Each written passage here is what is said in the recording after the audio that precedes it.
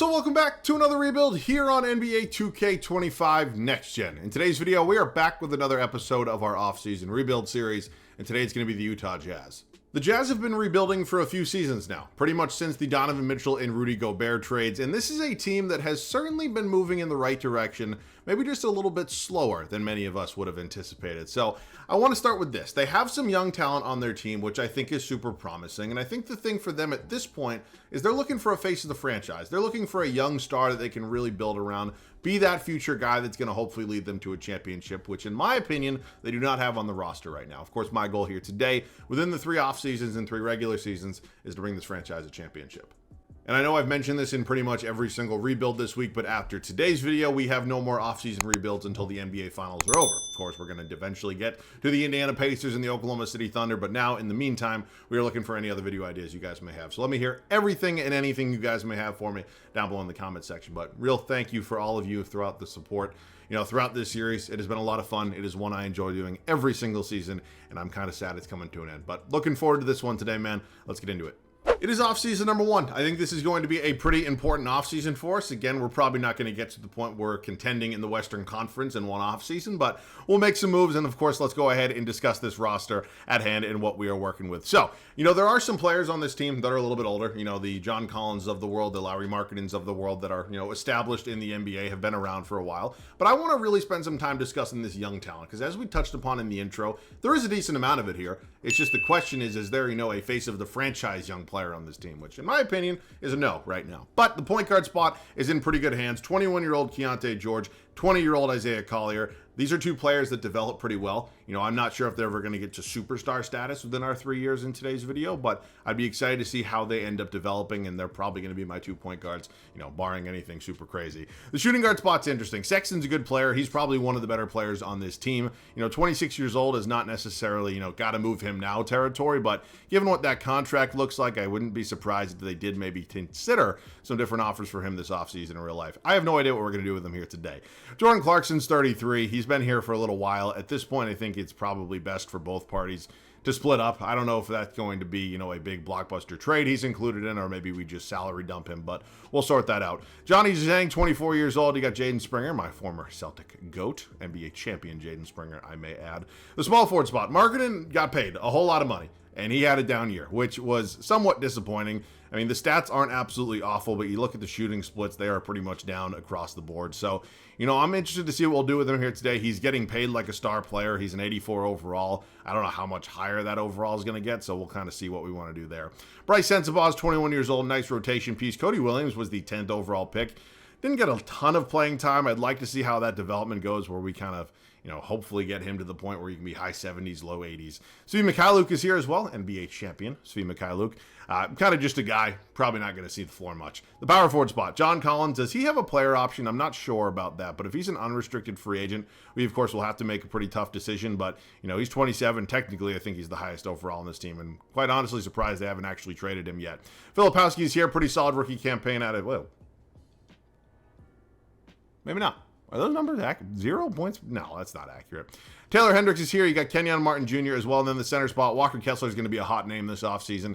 You know, I'm not sure why the Jazz are really, you know, wanting to trade him. I think he could be a nice young center for them for the foreseeable future. I understand he's never going to be that dominant offensive force, but he's really strong defensively. He's a guy who can rebound. And again, with the age, I don't think it would be the worst idea to hang on to him. But they probably are going to trade him. Why? I have no idea. I think Will Hardy's a pretty good head coach. The ratings are okay. You know, 3 stars offensively and defensively. He does only have 1 year remaining on this contract, so we'll likely have a bigger decision to make come next offseason. So it is the 2025 NBA draft. We have the 5th overall pick. Says we also have 21 from the Indiana Pacers, and then 21 in round number 2 and 23 in round number 2 as well. Okay, I have not exactly decided what I want to do with all these picks. Drafting somebody at number 5 probably makes sense, but we'll see what we come up with.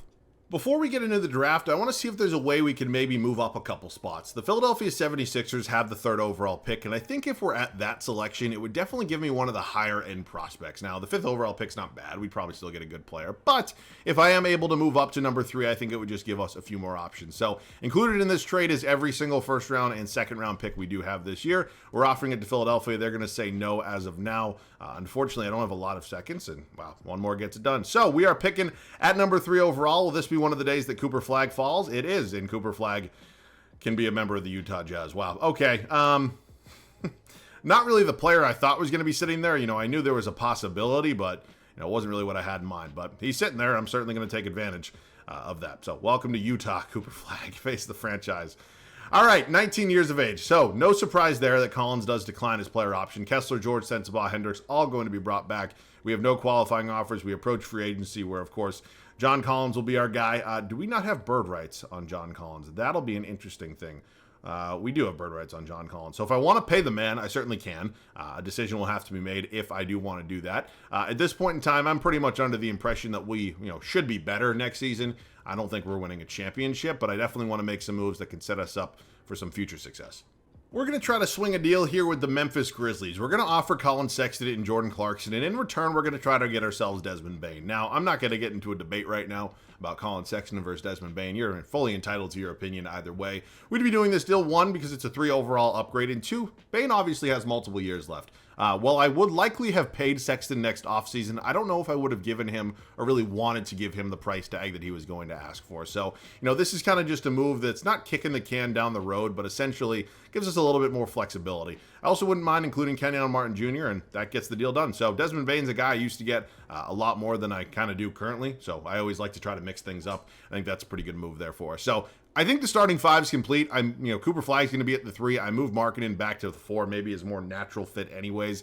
We definitely need to clear out a little bit of the depth here. We have quite a bit of it at this point. We definitely need to find ourselves a backup center. That kind of goes without being said. What I'll likely do here is move Filipowski to the 5, so he'll be the backup behind Kessler. I think that's probably the logical decision there. And then, of course, we have a lot of small forwards on this team as well. So let's just see what we're going to end up doing. We're good here at point guard. I'm fine with Johnny Jazang actually playing behind Bane. I'll likely hang on to Springer just because he could be a trade piece. And I don't really have to move anybody here. But unfortunately, one of Sensabaugh or Cody Williams is just not really going to get any playing time, which kind of sucks, quite frankly. So I think that also means that John Collins is just going to be, a free agent. We're just going to let him walk. I certainly could pay him and then eventually use him as a trade piece, but we're already investing, $46.5 million plus at our power forward spot. So I'm pretty comfortable with that. But honestly, it sucks. We're not going to do this for more than one season, but we're just going to see who's a higher overall between Sensabaugh and Williams heading into year 1, and then whoever that's going to be will be the backup behind Cooper Flagg. So yeah, maybe not the most exciting first offseason, but again, I think it is a good move in the right direction, of course. Got really lucky with Cooper Flagg, and I do like the Desmond Bane trade quite a bit. All right, that's going to do it. I will see you guys at the start of, let me just renounce all this, at the start of year number 1. Ready to go for the first season here in Utah. We have established the 10-man rotation the way I think it'll work best, and I am pretty excited to see how this team kind of go out and do. I don't know if we're going to be, in the playoffs. I'd like to think we have a shot, but the West is absolutely loaded. So, Keontae George, Desmond Bane going to be my backcourt. Of course, Cooper Flagg here at my starting small forward spot. We move Markkanen back to the 4, and then still got Walker Kessler, who is up to an 86 overall, by the way. The bench unit's pretty strong. It's young, but it is strong. Isaiah Collier going to be my 6th man. He's up to an 81. Of course, still got Filipowski. Bryce Sensabaugh, who is a 79 overall. Cody Williams is a 75, so the decision was kind of made for us automatically. Taylor Hendricks now getting consistent minutes as the backup power forward, and finally Johnny Jazang, the backup shooting guard. So, that's the team. Again, we're not going to be up there with the Oklahoma City Thunder and the Dallas Mavericks and pretty much every other top-tier Western Conference contender, but I think, again, slowly but surely moving in the right direction. I have no idea what this team's going to be. I'll see you guys at the end of year 1. Year 1 ends, we finished with a record of 31-51. I don't know if that's what I expected. It feels like it's within the realm of possibility. Would have been nice to be closer to 40 wins, but it's year 1. It is what it is. SGA going to be your MVP. Cooper Flagg does win Rookie of the Year for us, so I'll definitely take that. 17 points a game, about 7.5 boards, 5 assists. The shooting splits, certainly aren't the best in the world, but I'll live with it for a rookie. How does Dallas add Julius Randle? And he's also not in the starting lineup? Okay. Giannis wins Depoy. Reza Shea most improved. Ant, your clutch player of the year. 63-19 gives Jason Kidd a coach of the year. So I think it is a safe assumption that we are not going to be in the play-in here. We end up as the 12 seed in the West. How were the Lakers, Grizzlies, and Suns below us? I feel like all 3 in terms of roster. Certainly better than us. Okay, let's talk about the numbers here for this team. Desmond Bane, really strong first season here in Utah. Lauri Markkanen, kind of back on track a little bit. George, Flagg, Collier, Sensabaugh, Kessler, Filipowski, Hendricks. And then Jazang, rebounding department is Kessler, and assist is going to be George. So hopefully, this is the only season of this video, without the playoffs. We will see what's going to end up happening here. It is the Thunder going up against Cade Cunningham and the Pistons. Thunder sweep SGA Finals MVP. Okay, well, it is time for the offseason. Looks like a lot of notable names. Two of the greatest ever in LeBron James and Steph Curry, calling it a career. Also a third GOAT in here. And Nicholas Batum, Popovich, technically calling it a career here. We are going to go ahead and get into the draft lottery, which we are projected. Does the Thunder have our pick? Okay, let me read the protections on that. Our pick is at 10, so I have no idea what the protections are. Okay, do we want to bring back Will Hardy? That is going to be the question. Well, I'd have to find him first, wouldn't I? There he is. I feel like there are better options here. I'm not going to lie to you. Like, I've had some success with Daignault before, so I'll throw a little money at him. Unfortunately, we don't have a huge budget. I'll do the same with Missoula, and then I'll do the same with Jason Kidd. I'm not really in the mood to get Stauffer right now. We're not getting any of these guys. All right, well, I feel like it's been a few videos since I've gotten Mike Stauffer, and oh boy, Will Hardy is still here. All right, worst comes to worst, we'll bring back Will Hardy. I think Will Hardy is the only person that's going to accept, so welcome back. All right, it is time for the 2026 draft. Now, it says we do not have our first round pick. Let me just check what is the protection on this, because let's just see. Oh boy, this is a whole fucking paragraph. Protected for selections 1 through 8. All right, it's at 10. They don't have it. Whatever. Maybe that's right. Maybe it's wrong. It's just way too much work at this point. Everybody here will be brought back. That is the beauty of qualifying offers and team options. Of course, we are going to pay Walker Kessler, who has no real offers. I'd like him to be my center here in today's video. Looked like Elfrid Payton was on this team last year as well, but almost $210 million for Walker Kessler. All right, it is now time for another major upgrade.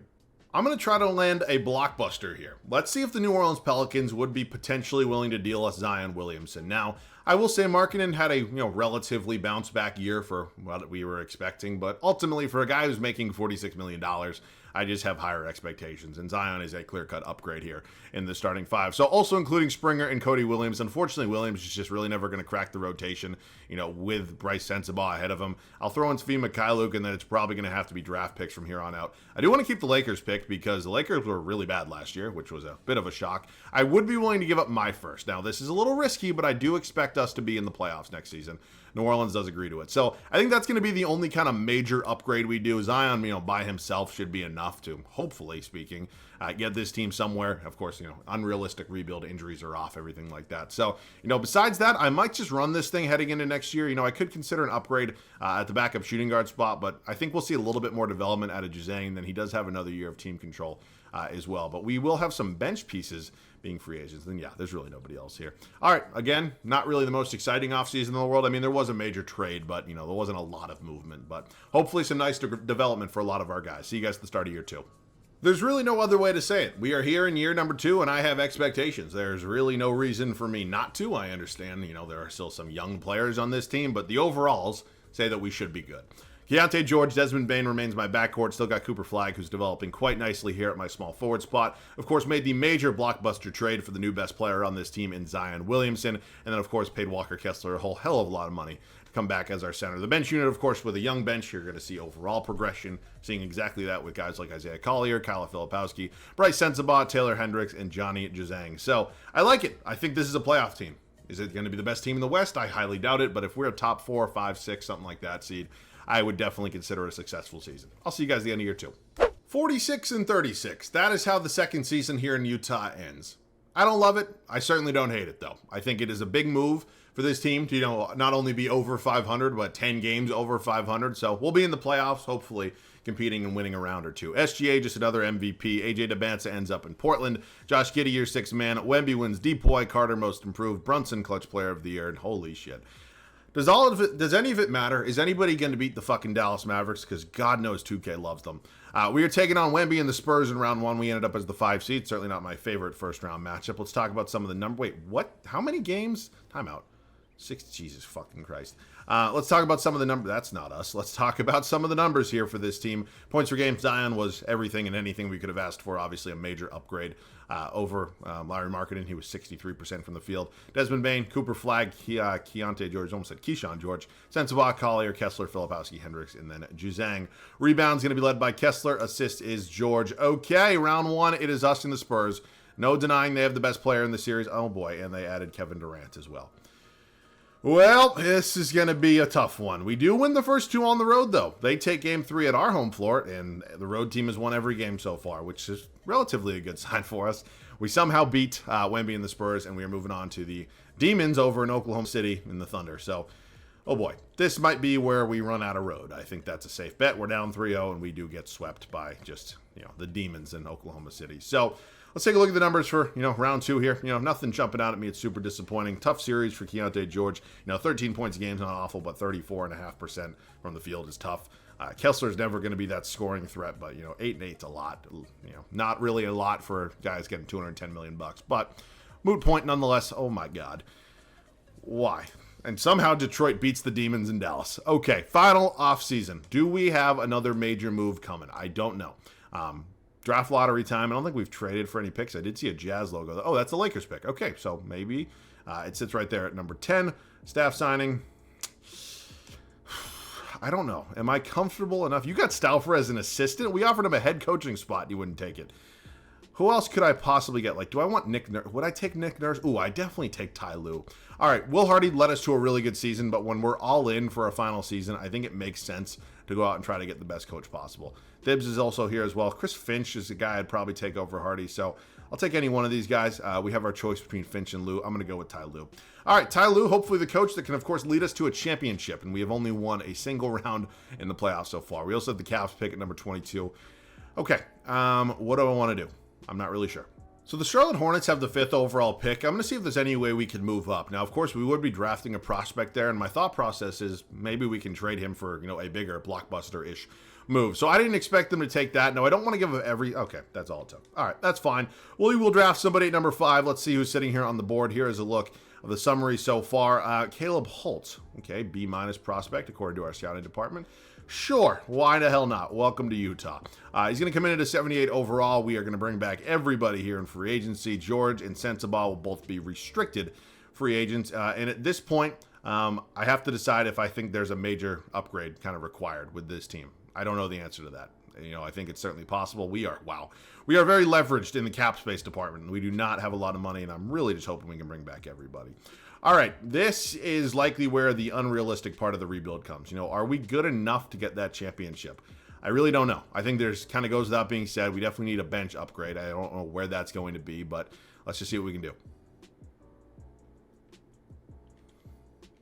Oh my God. Wow. We made a major move. We made a major move. I gave up a ton, but we got it done.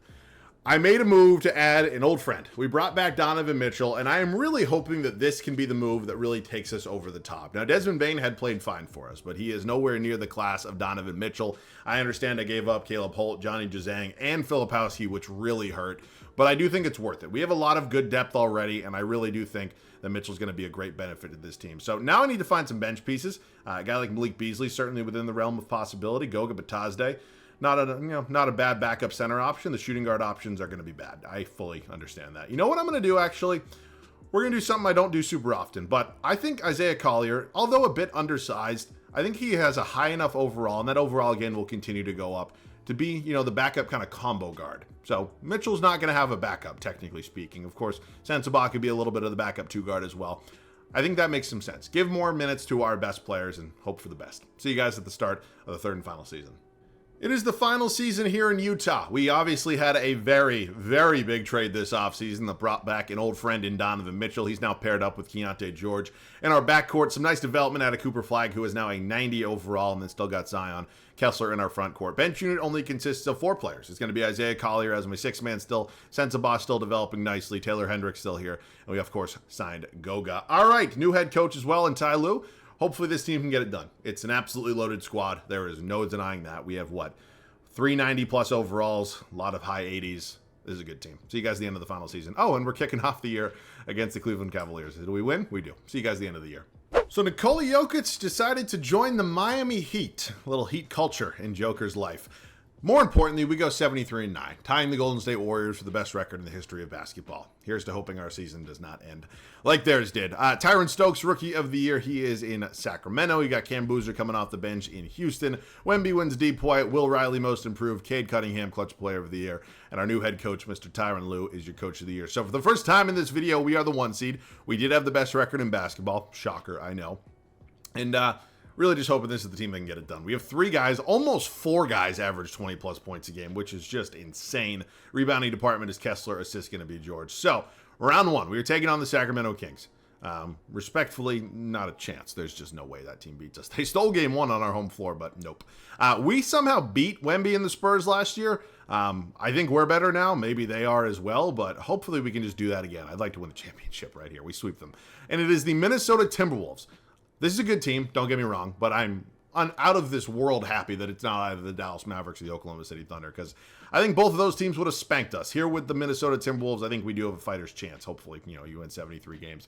You'd like to think that's the case. And we are taking on LaMelo Ball in the Charlotte Hornets here. All right. I mean, yeah, they're good. I don't know if they're, as good as we are. Thanks for coming. Cooper Flag, your finals MVP. All right, man. This was a fun video. We made not a risky move in the final offseason. There's never really much risk in adding a player of Donovan Mitchell's caliber, but it'd be a pretty cool story if Mitchell, eventually went back to Utah and led them to a championship. But I really enjoyed this one. Of course, as always, let me know any other video ideas down below in the comment section. We are in a weird kind of standstill period right now until the NBA Finals is over. And then, of course, shortly after that, we're going to have the NBA Draft, which means 5-year prospect rebuilds.